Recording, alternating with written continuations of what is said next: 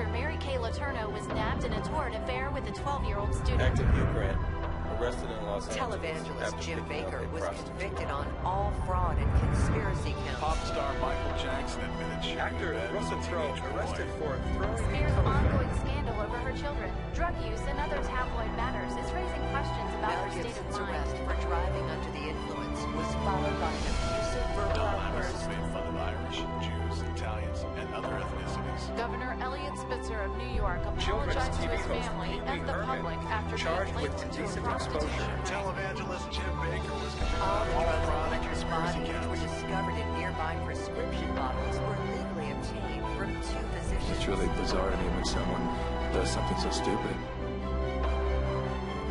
I don't get it. I don't get it.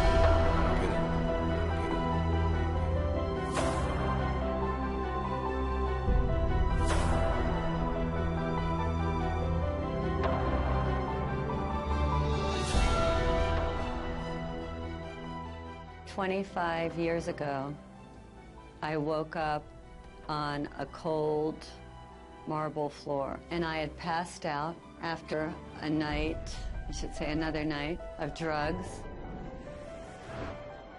But something had shifted, and I knew that if I didn't make a dramatic change in my life, that I was going to die. And I called my mother and I said, I need to go back into treatment. And I had already been in treatment 3 or 4 times. All these other times, I left. On day 10, I started to feel great. I'm drug-free. I'm not like any of these people. I'm out of here. And I would pack up my little bag, put my little arrogant suit on, and march myself out of treatment, and I was free. I was going to make it to the other side. By day 6 or 7, I'd be on the phone looking for my drugs and end up right back in rehab. So instead of running away this time, I went into the bathroom and I got down on my hands and knees and I started begging, please, relieve me of this pain. Grant me the serenity to accept the things I cannot change. I cannot change my desire to leave. And in that moment, on that floor, something happened to me. Something that was like magic. It was mind-blowing to me. Because all of a sudden, after a few minutes, I knew I could stay one more day. How could I go from terrified and my mind going a million miles a minute to this place of complete peace? I walked out of there on day 28 knowing that there was something that I had to find out about.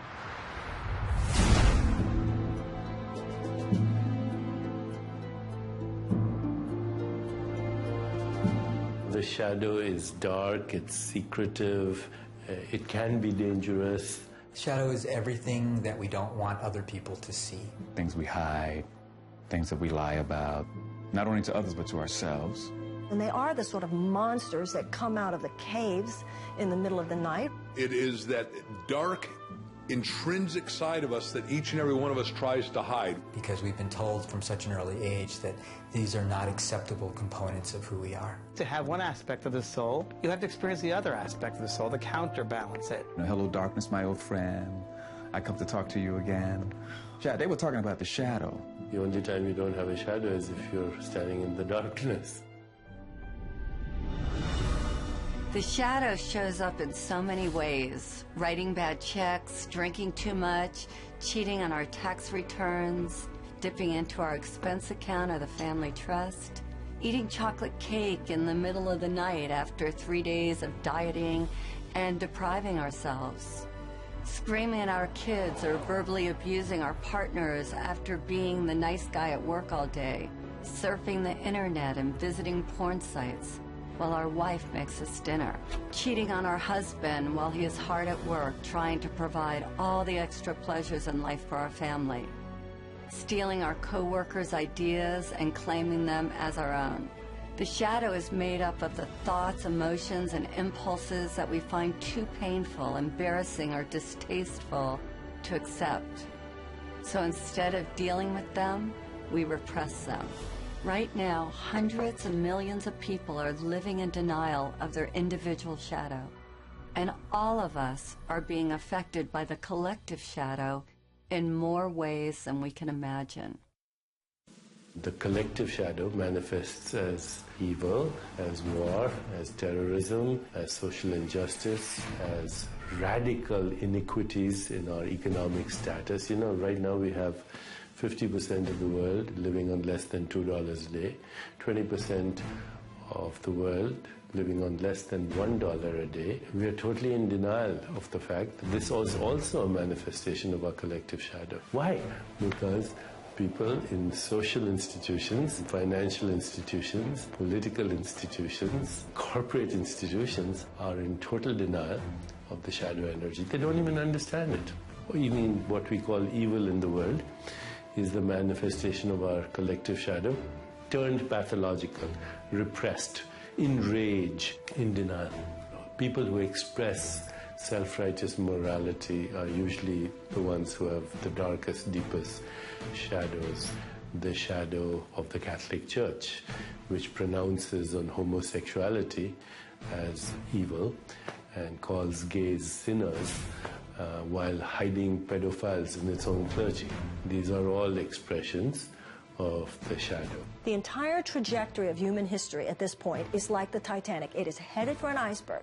It is going in a direction that is unsustainable, and it is going in a direction that is unsurvivable. If not for us, then at least for our children or our grandchildren. And from an archetypal perspective, each and every one of us is the captain. And the temptation is, it's too painful. The temptation is to just distract ourselves. The temptation is to pretend it's not happening. Or the temptation is to go into cynicism. Or the temptation is to just go into anger and indulge that and not do anything. And each and every one of us are challenged at this point. Don't be the captain who just goes downstairs and goes to sleep. Everything that expands has got to contract. What goes up's got to come down. People are going to be confronted with their shadow all of a sudden. They've been living high, living wonderful. Everything's been exorbitantly exuding, and now suddenly there's going to be a contractive phase. And if you haven't met yourself, if you haven't done your self-work, if you haven't been on the inside and done some exploration and cleaned up, you know, cleaned your house and detoxed it, you're going to be in trouble.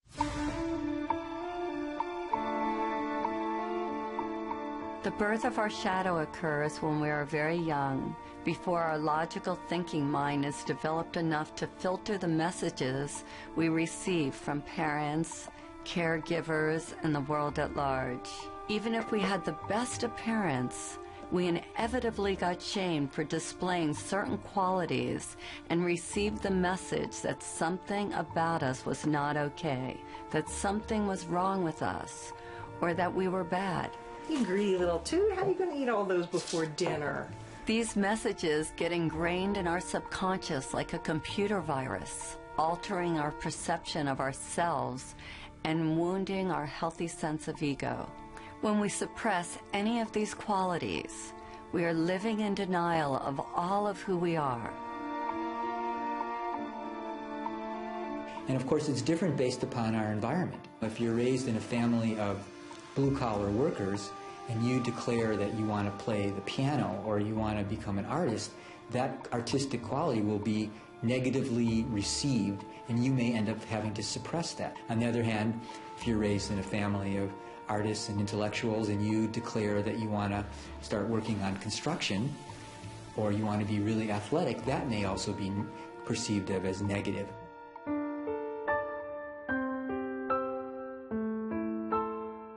We try with all our might to pretend that we are not that which we hate. In fact, proving this is an all-important task for the wounded ego. A task which the ego believes is vital to its existence. The wounded ego must hide all that we believe is unacceptable about ourselves.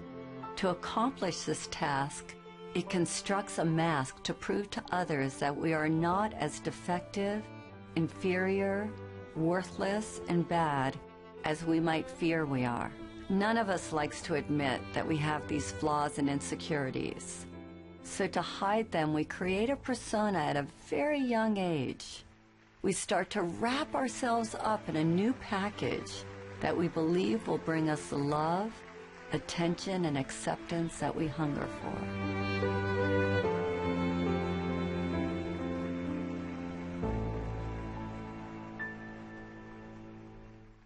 We create personas so that we can belong.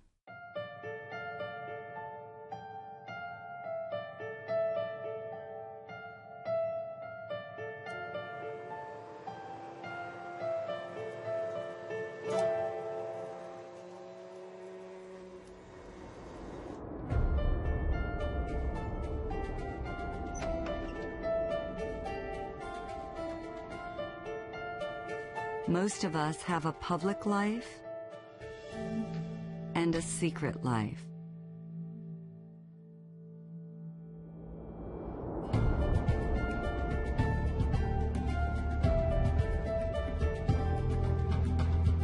We work hard to feel good about ourselves, and a moment later, we do something to sabotage those good feelings.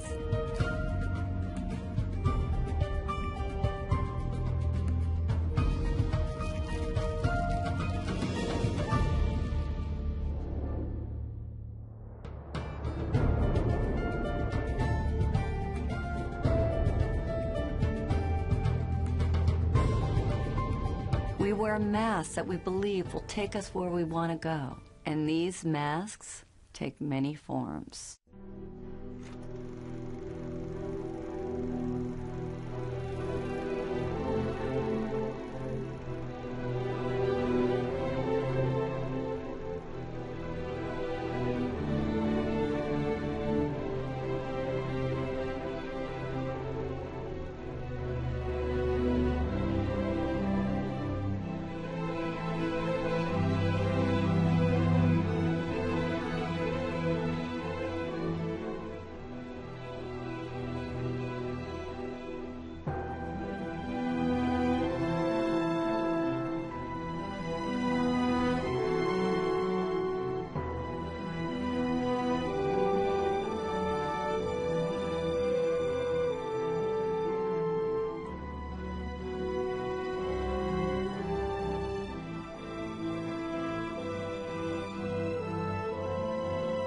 Which one do you wear?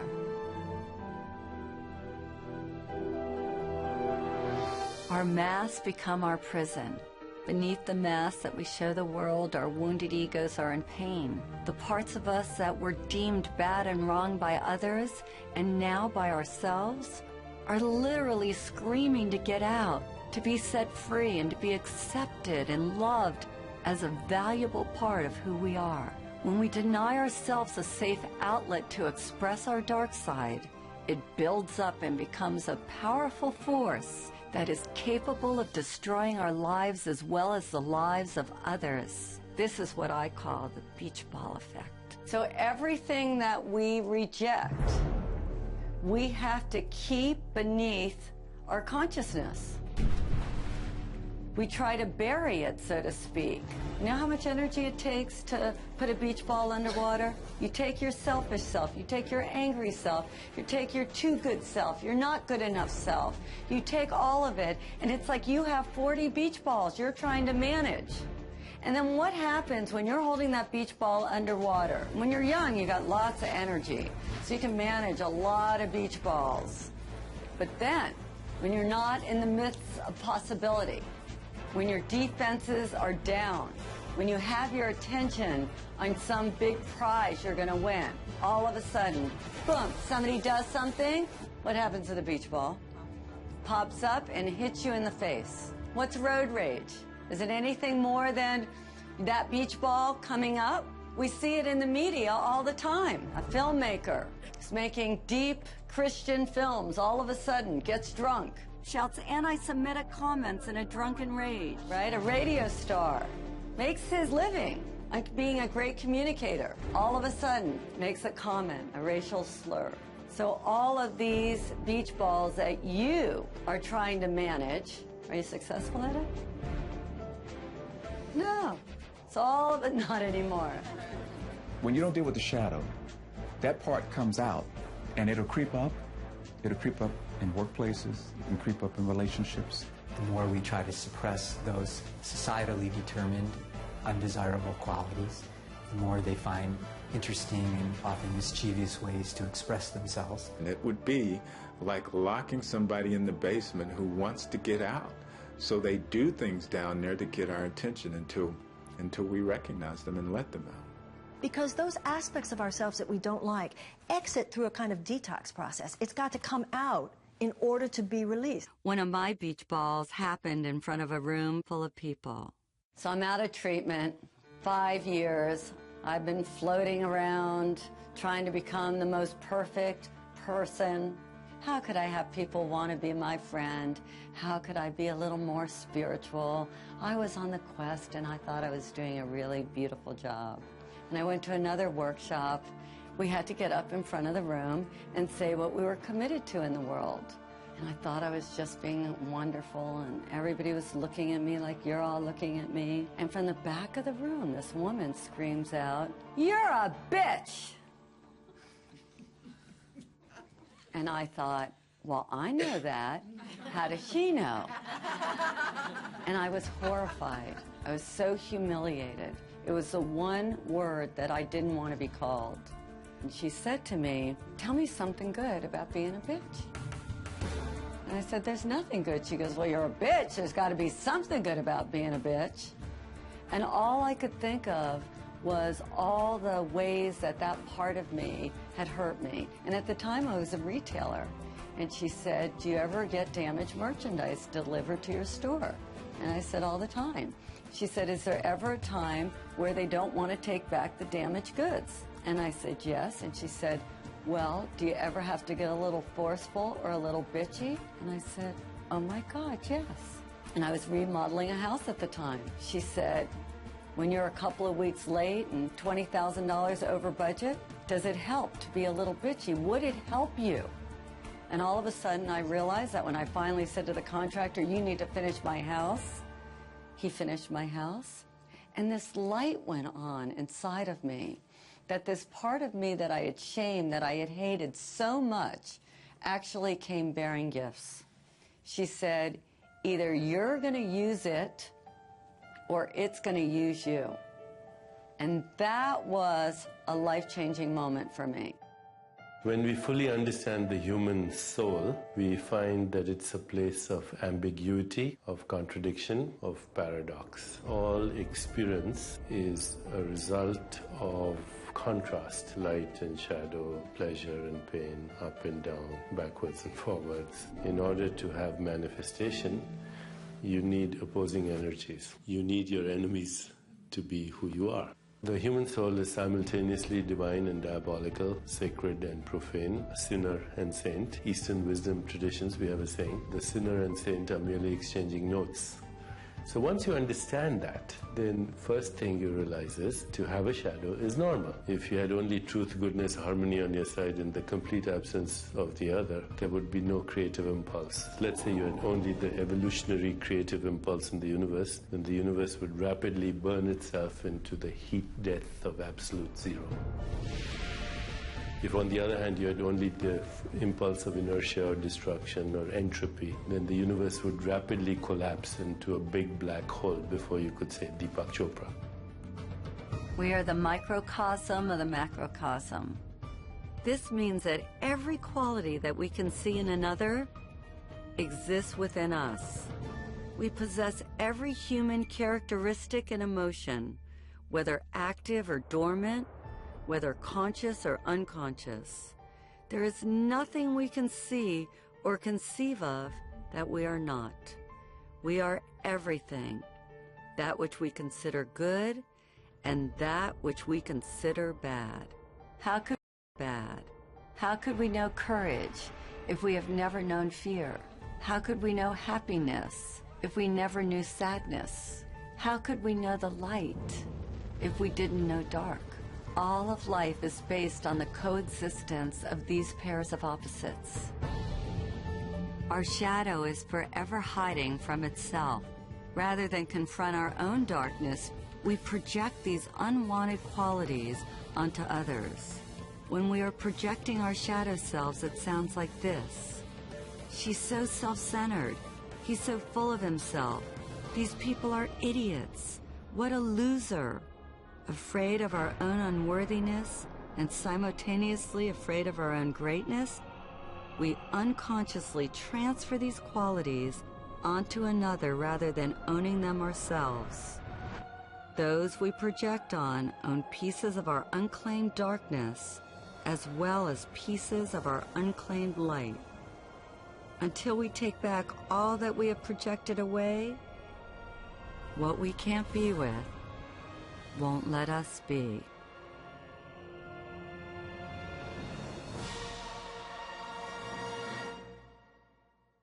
One of the most frequently asked questions I get is, how do you know if you're projecting?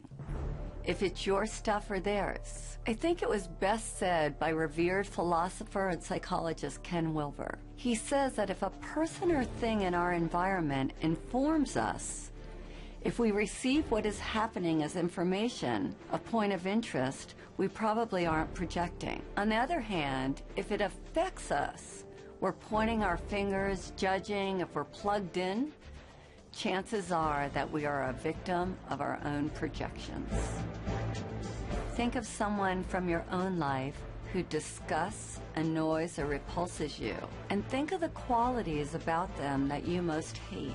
Now imagine this person standing right in front of you, and I want you to put your hand out, point your finger at them, and say, "You're an idiot," or "You're a know-it-all," or "You're selfish." Now stop where you are. Keep your finger pointing at them, and now notice that one finger is pointing at them, and where are the other 3 fingers pointing? Back at you. This is the phenomenon of projection. Instead of acknowledging the qualities within us that we dislike, we project them onto someone else. We project them onto our mothers, our kids, our friends, or even better, some famous public figure who we have never even met. If I asked each of you what you love about these people, you would each have a different response. The people that you hate also represent some aspect of yourself that you don't own. Notice what you think and feel as you look at each of these people.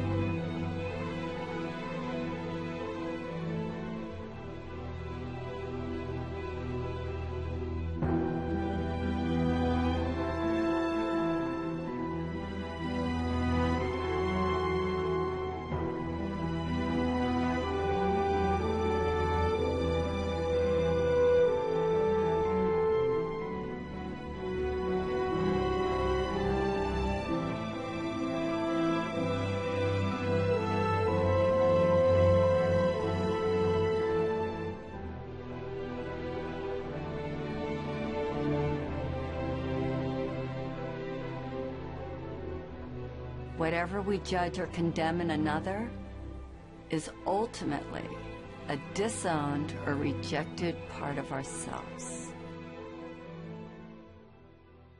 I was watching the events of 9/11 on TV with a friend of mine, and after that we were driving down the street and turned to my friend and I said, "You know, from now on, the Arabs are going to be the new blacks. They're going to get the brunt of a lot of projections that blacks have carried in this culture for a long time." Now, a lot of times, blacks react.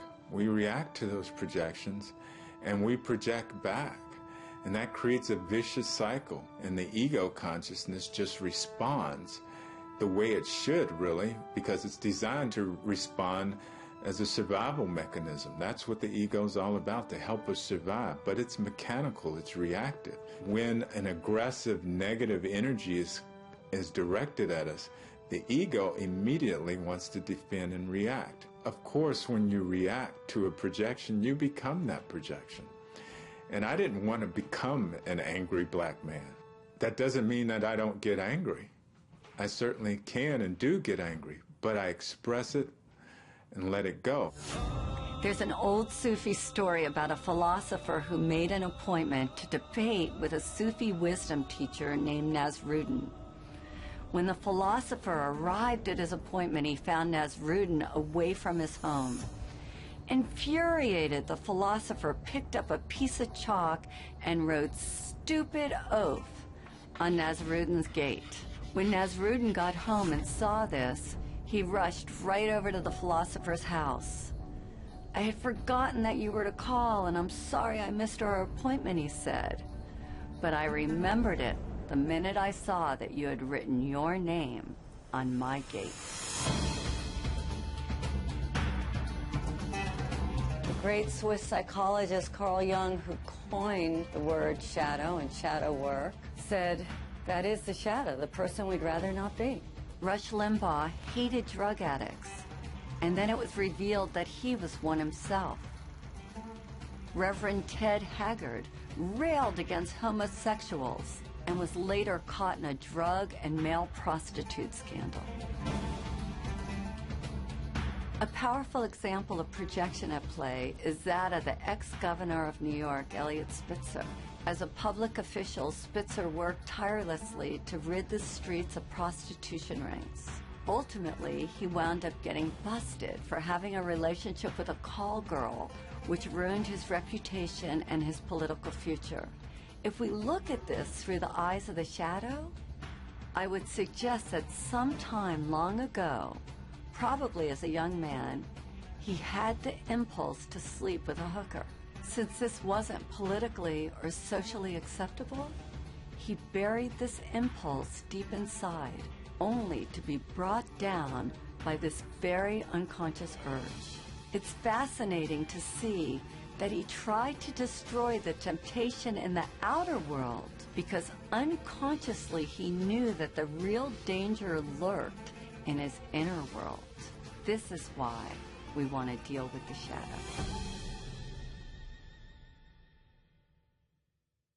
Rather than trying to convince you that you're not all those negative things and encouraging you to think a good thought, shadow work urges you to get in there and to be with what you are resisting, because what you resist will persist.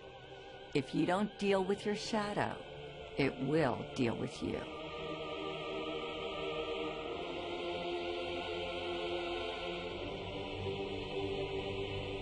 The cost of ignoring a destructive pattern is that you're going to self-destruct. You will implode rather than explode. You know, my training is as a neurologist, so I've spent well over 3 decades studying how the nervous system organizes this information. And it's really quite interesting when you look at the fact that really, even though we think of having one brain, we actually have 3 different brains. We have this very primitive brain, which some people call the reptilian brain. And if you look at a reptile or look at a crocodile, it really just has 2 responses, on or off. So if you ever watched a crocodile trying to eat a wildebeest, it seems to be very quiet and suddenly it explodes and then it goes back into its quiet state. So that response is really a very basic survival response. But the mammalian brain, which is sometimes known as the limbic brain, has created a modulating effect on that reptilian brain. So the limbic system has brought into this very primitive on-off response gradations, meaning you can be a little bit on, significantly on, really on. But then on top of that mammalian brain, really just for the last couple 100,000 years, we've evolved this human brain, which is called the neocortex, neo meaning new cortex, new covering of the brain.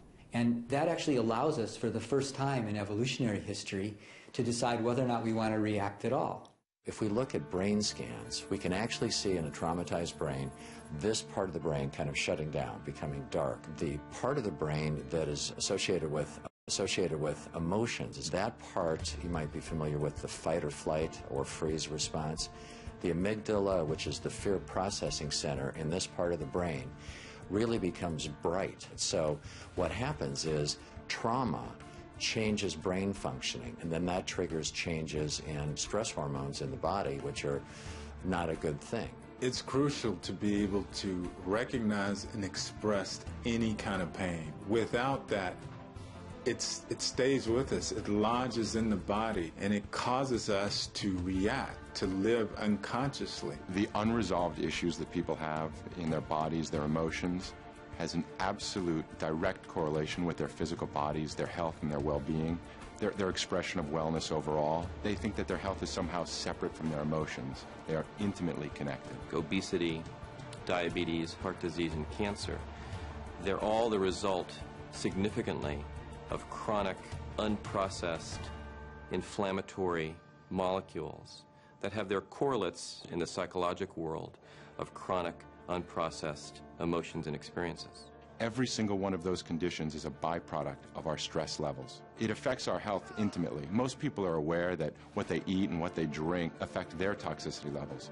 What they don't realize is that what they think and the emotions that they've built up over years are really the most toxic. The ways that people have dealt with this traditionally and historically are inadequate.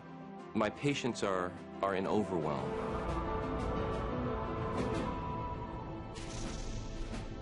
This is not new age mumbo jumbo. This is actually hard science. The science here now is indisputable that thoughts, that emotions affect the organs of the body. We have to be mindful with every single thought that we have every single day. How do we want to create our heaven or our hell? How do we treat one another? Because we are the source of everything within us. There is a poem by Rumi called The Guest House, which in many ways describes the human journey.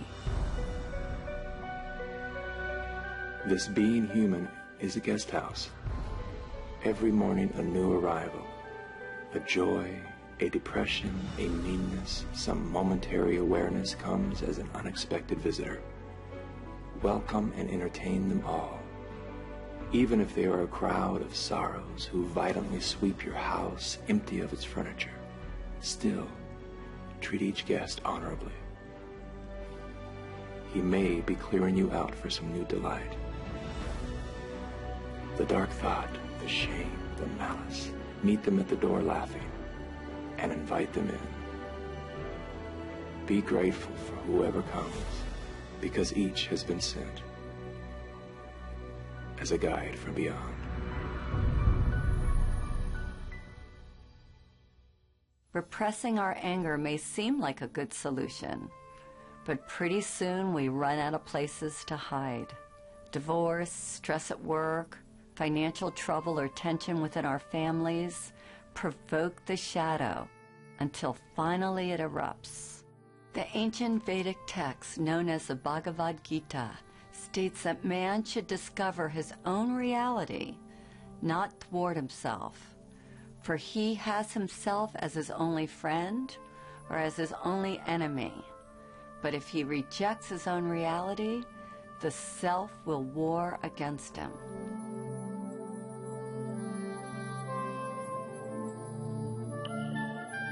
It's easy to love yourself when you wake up feeling strong and worthy and you have enough money in the bank and you feel great.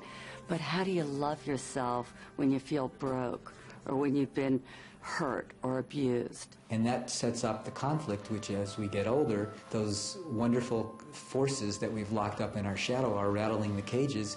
And sometimes if we're distracted, they sneak out and we think, and the people around us think, what were we thinking? And the answer is we weren't thinking. When repressed, the shadow can look like this.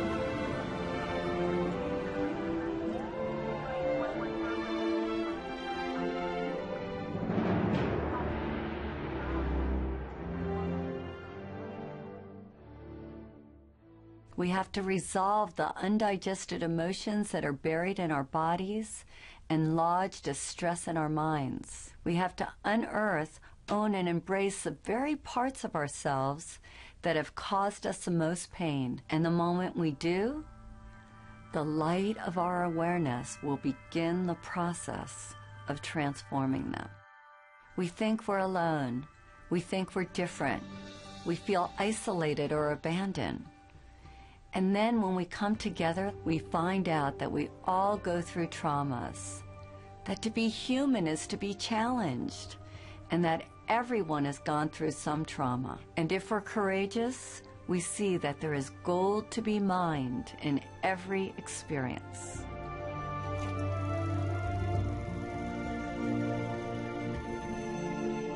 It's very interesting because I don't remember a single day where my mother was not drunk, you know, and I had to live through this. And I didn't understand it. Very, very confused by it all. Why is this happening? Why is this happening? Who are you? Because as she would drink and as she became into that space, I knew I didn't know her. And I just wished she was dead. I said, I wish you were dead. Wish you were dead. I want the pain out of my life, Because you don't belong here. Whoever you are, this intoxicated person, and as a child looking at this, because my father wasn't there either, I had to figure this out. But all I did was wish she was dead, right?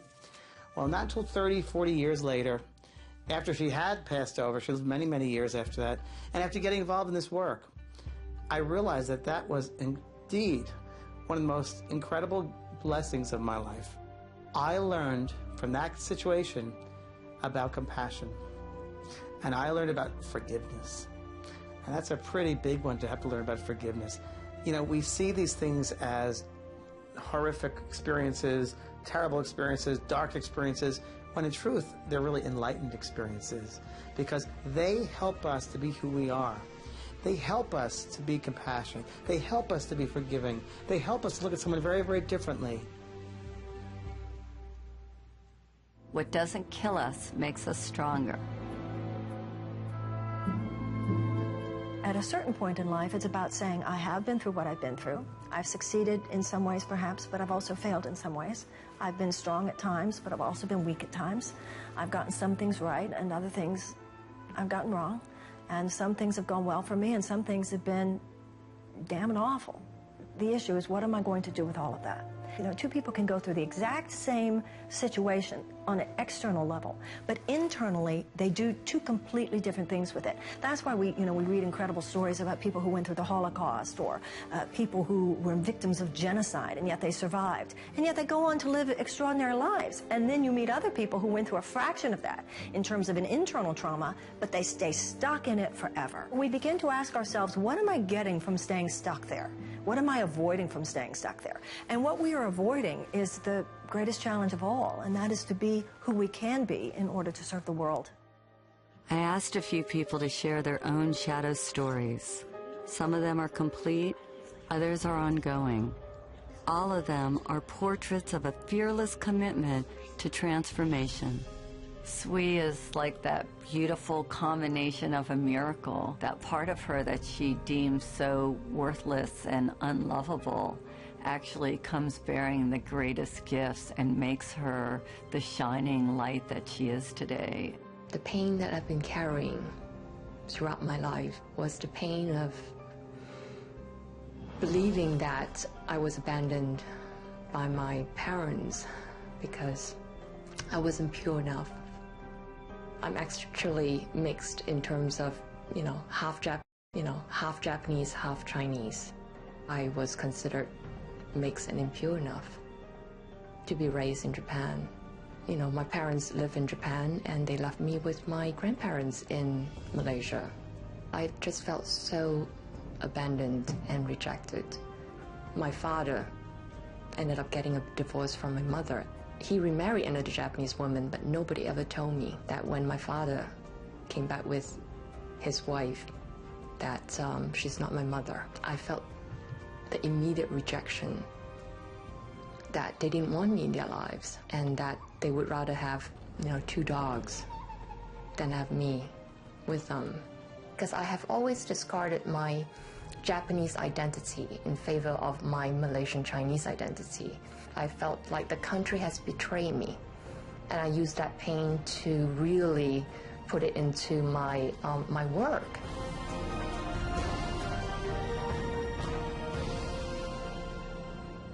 heard a project was in trouble in Japan, and I volunteered to go to Japan to fix this problem because I know that I could do it. That one day I stepped into Tokyo, and I just felt that this is where I need to be to really discover and explore the Japanese half of me. In less than 3 years, I created a business from $40 million to over $200 million in a country dominated by men. You know, never heard of a half Japanese, half Chinese woman being a business leader in a big US telecom world. So I couldn't be the leader I am today without going through the emotions and the pain that I went through my whole life. If we look deeper, we will see that we all have a divine recipe.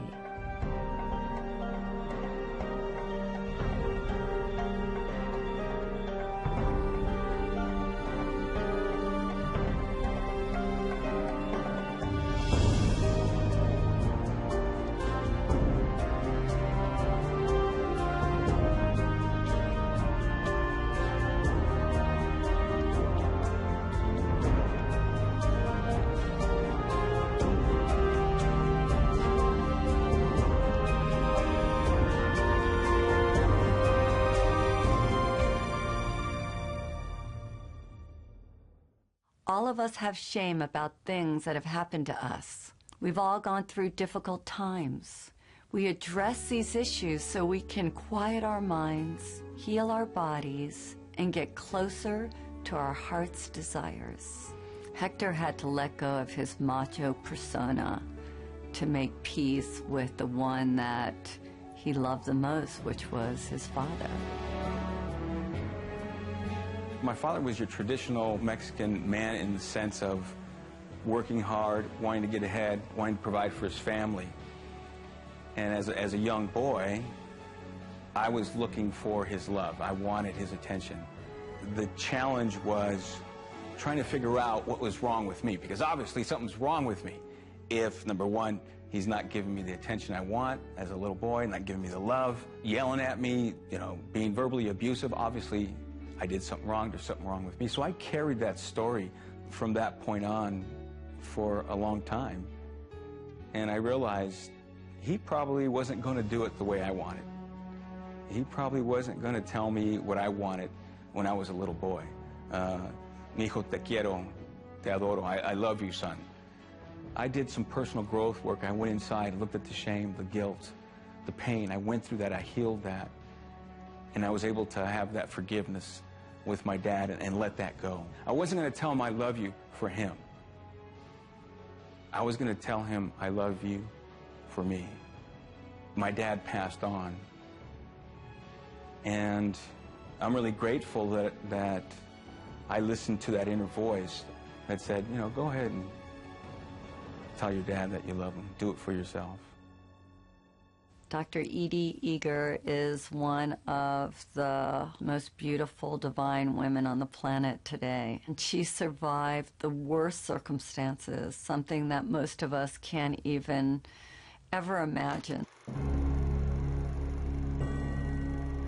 May 22nd, 1944, when I arrived in Auschwitz, there was chaos. My father was separated from us, and my sister and I facing Dr. Mengele. I didn't know who he was until later. And he pointed to my mom to go to the left, and my sister and I to the right. I asked the inmate, when will I see my mother? And she pointed at the chimney, and fire was coming out of the chimney. And she said, you better talk about your mother in past tense, she's burning there. My sister and I hugged each other and said, the spirit never dies, the spirit never dies. I remember that so vividly, even today. In Auschwitz, we didn't know when we took a shower whether water is going to come out or gas. And then there were others who ran into the barbed wires, they got electrocuted. And that night, Dr. Mengele came to the barracks and wanted to be entertained. And my friends who knew that I was a very talented gymnast, and so they volunteered me, and I ended up dancing for Dr. Mengele. I closed my eyes, and the music was Tchaikovsky, and I was dancing in Budapest, the Romeo and Juliet. I completely dissociated, and we had choices. I chose to look at the guards, that they were more in prison than I was. I remember they took my blood about twice a week, and I asked, why are you taking my blood? And the man said, I'm taking your blood to aid the German soldiers so we can win the war. I said to myself, I was a pacifist, I was a ballerina, I bet with my blood you're never gonna win the war. So I created a part in me that I was able to still be in charge of, and not allowing anything what happened externally to murder my spirit. I remember I said, if I survive today, then tomorrow I'll be free.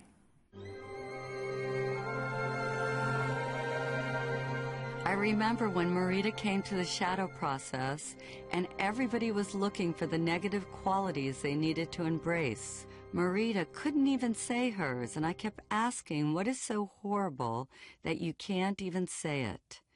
And she said, because of my background, mine is that I'm a Nazi.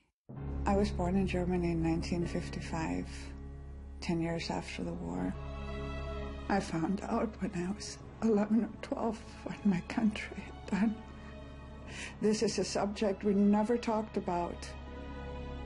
My grandfather wouldn't tell me about his experience. My mother wants nothing to do with this. I'm not the only German that holds this and lives this and hides this. And I found many ways to sabotage myself from ever tasting power or success, because, you know, Hitler was successful to coming to power, and that power was horribly abused. I didn't interact with any Germans at all. I stayed away from them, and I did not want to interact with any Jewish person because I didn't want to cause any more pain, and I was ashamed. Samya was willing to shine light on the darkness and willing to take back her own projections for the good of all humanity. In 2006, when Israel bombed Lebanon, at the time I was trying to evacuate members of my family and try to bring them over to the US, and there were no news. You needed to figure out how to reach to them. I became so angry again, because here is my family and the bombing. One day I was watching TV. I saw girls crying, little girls. I saw they were Lebanese girls. And of course, you know, every time I saw like Lebanese kids being bombed and everything, I was really, really angry. I was like, you know, yes, yes, yes, let's bomb the bastards kind of thing. And at the end, I realized they were reporting from the Israeli border, on the other side of the border. And they looked exactly the same as the Lebanese girls that were killed on the other side of the border. And I saw the pain. And that day I made a commitment to myself that I will no longer tolerate that kind of cruelty, irrespective of which side of the border it's happening. Now, I'm not saying that if you and I rise up to become the people that we are capable of being, that we will rid this planet of war in our lifetime.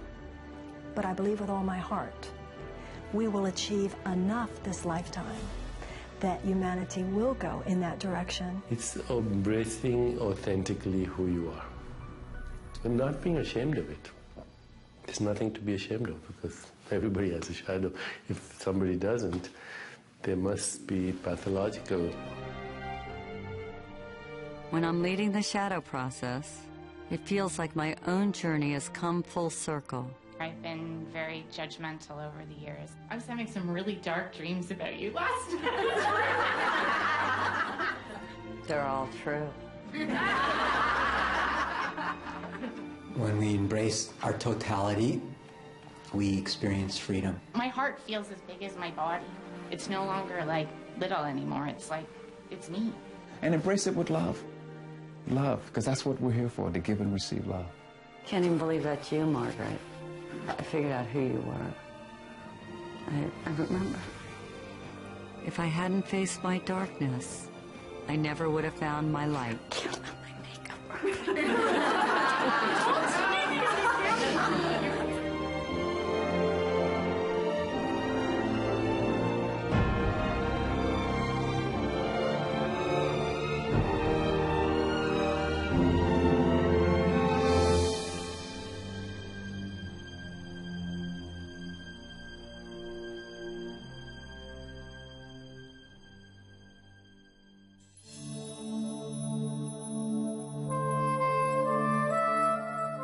Our deepest fear is not that we're inadequate.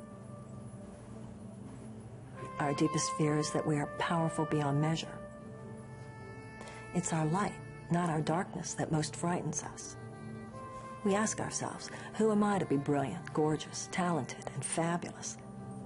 But actually, who are you not to be? You are a child of God. Your playing small doesn't serve the world. There's nothing enlightened about shrinking so that other people won't feel insecure around you. We are all meant to shine, as children do. We were born to make manifest the glory of God that is within us. It's not just in some of us, it's in everyone. And as we let our own light shine, we unconsciously give other people permission to do the same. As we are liberated from our own fear, our presence automatically liberates others.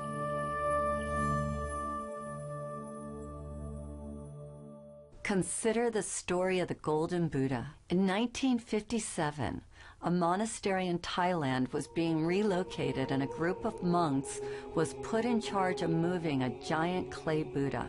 In the midst of the move, one of the monks noticed a crack in the Buddha.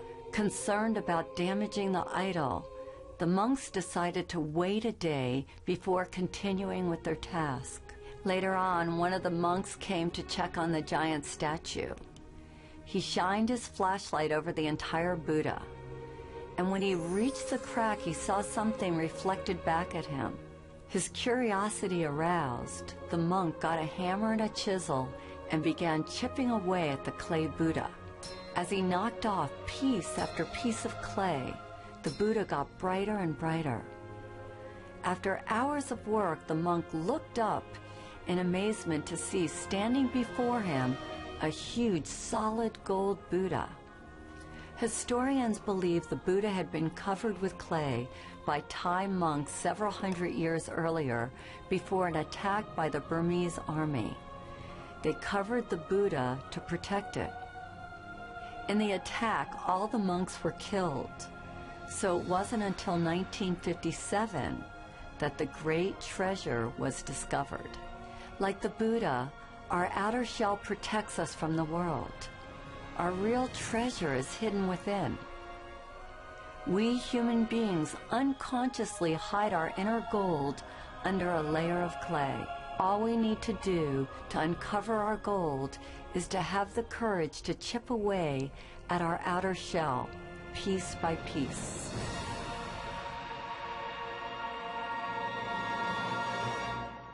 You can't fight darkness with darkness, but you can switch on the light. All of the work we do on the shadow is to get us to this point where we can forgive. To do forgiveness, we put blindfolds on to make it safe for people to share their deepest secrets.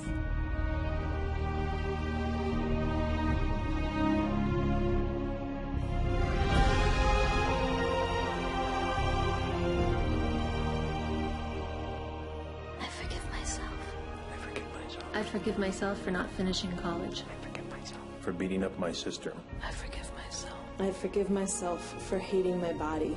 For screaming at my kids. For not laughing enough. Or for thinking I'm a stupid, incompetent asshole. For stealing from my first boss. For being rich. For being beautiful. I forgive for myself. drinking too much, not speaking out.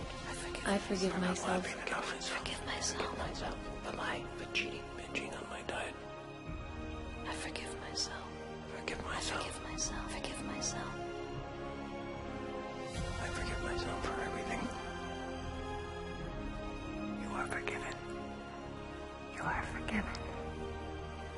You are forgiven. You are completely forgiven.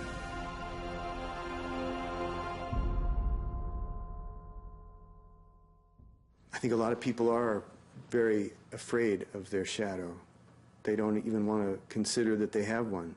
Brent is one of the holiest men that I know, and he is so spiritually evolved because he uses the pain of his past to be the greatest expression of himself today.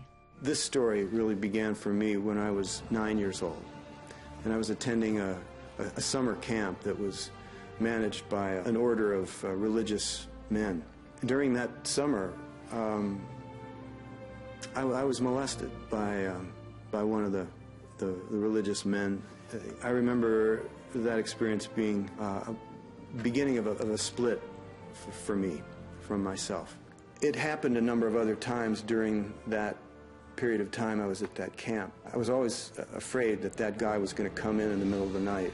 I even went so far as to borrow a knife from someone that I kept under the pillow. This is a 9-year-old kid. I remember I just felt like some part of me died at that time. I went on with my life, holding on to that secret, holding on to that shame of not really being connected with myself anymore.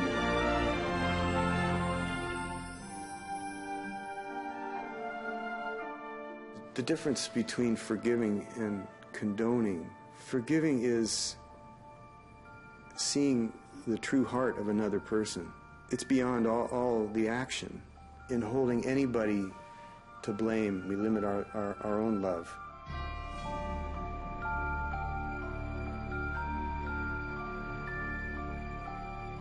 People need to know that they can get help,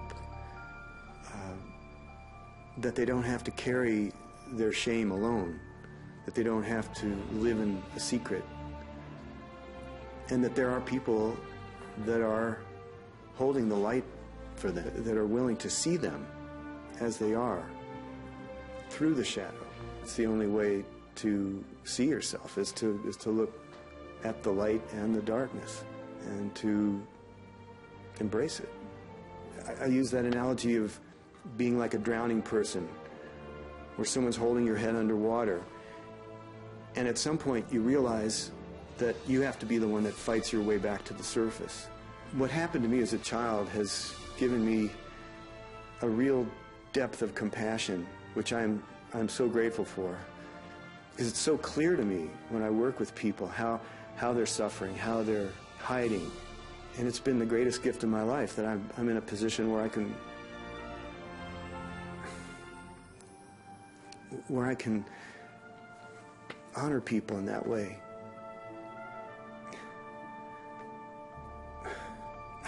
I'm just so grateful to be able to connect with people on that most vulnerable level, that deepest level of the soul. I regained my faith because I asked for it. Forgiveness doesn't happen in your head until it happens in your heart. My mom was walking downtown Beirut with the young Israelis, and she turns to my dad, and her mother had been killed by the Israelis. She goes, "Mustafa, these are young soldiers, don't they have a mother?" And if she can forgive, who are we? Who are we not to forgive? Well, you can't move on if you don't forgive. The train stops if you don't forgive. And mostly, you got to forgive yourself for taking whatever happened to you to a deep place that it shut you down. The universe will deal with that person's karma. You don't have to worry that if you, quote unquote, forgive them, that they're going to somehow live an undeserved, wonderful life. Each and every one of us needs to work full-time on self-forgiveness. Our motivation to forgive is increased when we understand why it's so important. It's not just to make their day better, it's to free you. And forgiveness is the hallway between the past and the future. The future expression of who we are as a planet, as our country in America, depends on the people that grow up, that become the next presidents, that become the next politicians, economists. We want to make a difference. We want to somehow get it right, to feel like we did, or at least we tried to do what we came here to do. That is the gold that is being mined today. But that's because the world is growing. We're entering a new age. That's what's going on. That's why we're talking about this. You are a force of love. You are made from love, and love is the most forceful energy you could ever have. Accept that energy. Accept who you are. Accept your inheritance, if you will. You're the total being of love, and don't waste a minute of it. I've come full circle, and this is the external of what was going on inside of me. It's how we are able to perceive everything in life as an opportunity for growth.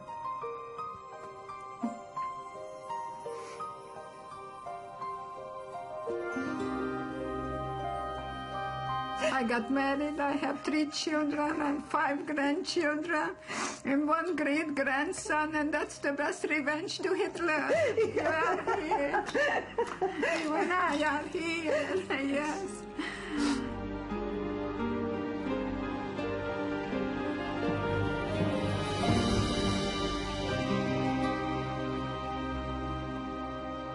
So if you want authentic peace of mind, creativity, kindness, compassion, joy, then you've got to understand your shadow and be okay with it.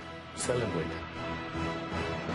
If shadows could talk, they would tell us that we're as precious as 1,000,000 pounds of gold, that our brightest light can shine only when we've accepted our darkness, that there is wisdom in every wound, that there is a greater future waiting for us, that we are children of God and have a right to be here, that we were all created equal, that our pain is not personal, but belongs to every man and woman alive, that life is a magical journey of making peace with both our humanity and divinity.